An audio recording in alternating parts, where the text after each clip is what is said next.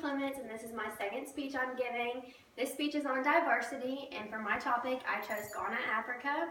There are about 6 things I'm going to tell you today, but I've broken them down and categorized them.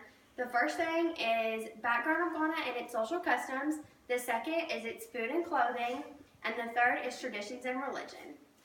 For my first topic, I chose the background. So for the background of Ghana, they're a British colony, so they mainly speak English.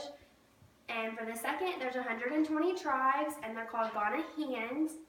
And then for the social customs, they only shake with their right hand. So anytime they're introducing themselves to somebody else, they shake with their right hand because their left hand is considered toilet paper because they don't have anything to wipe with. The next thing is that women carry everything on their heads. They have to walk miles and miles to get stuff. So when they have to go and get it and bring it back, they need a way that's kind of easier to pack it. So for the women, it's in buckets on their heads because their head's more balanced than their arms.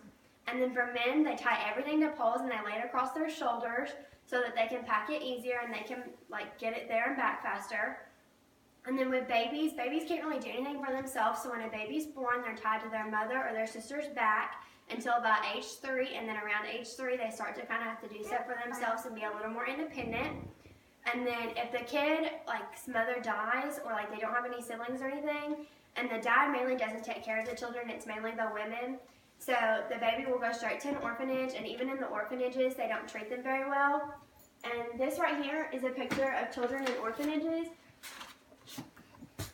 And this is just an example. So they don't get treated very well, and they don't get very much when they get there. And then for my next thing, the food. With the food, they don't get to eat very much because they don't have a very large supply of food for them to eat. So it's mainly, their main food is fufu, which is basically ground kavasa. And they like to eat rice a lot because with rice they can add spicy stuff to it and it makes them feel like their tummies are fuller, even though it's really not, and they didn't give them very much. And then for breakfast, their main food is porridge. And then throughout the day, they make bread and they dip it into soups and stews.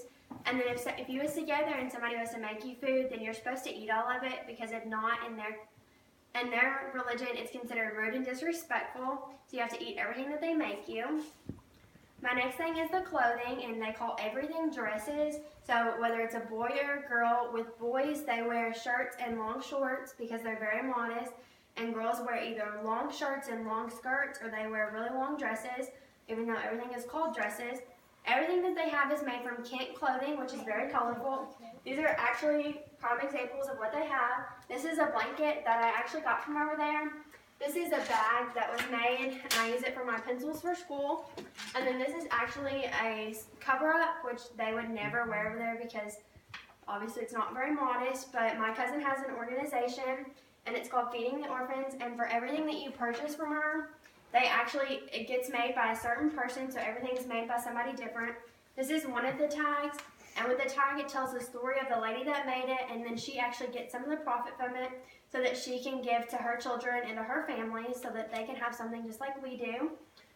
And with my cousin's organization, they adopted 4 little kids, so I now have 4 new cousins, and it's Samuel, Joseph, Helen, and Bless. This is a picture of Helen, and this is on one of her birthdays in the U.S. In Africa, they don't celebrate birthdays, and they don't really celebrate anything but Independence Day. So my cousin gets to have a birthday when she came to the U.S. And then this is Bless, and this is whenever he was younger.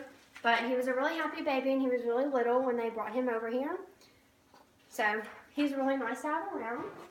And then this is my other cousin. This is my biological cousin, and then this is my adopted cousin. So this is when they were actually in Africa, and you can tell that all the dresses are long, even on little kids. So they don't really have very much. And this is a picture of 2 of my cousins within orphanages that my cousin owns, because they bought a couple of them over there. And then this is a picture of my entire family, all my biological cousins and my adopted cousins. So with religion over there, religion's really different. There's only 4 religions that make up the entire continent. So Christianity takes up 63%, Muslim takes up 16%, and then Adopt and witchcraft take up the remaining 21%. They don't really have very much religion because they don't celebrate it very much because they don't really have a way to. And then their main sport is called football, which in our country it's called soccer because you just need a ball and open field. It doesn't require much. And then their Independence Day is on March 6th, and that's the only thing that they ever really celebrate. So they do parades and like big, huge festives for it.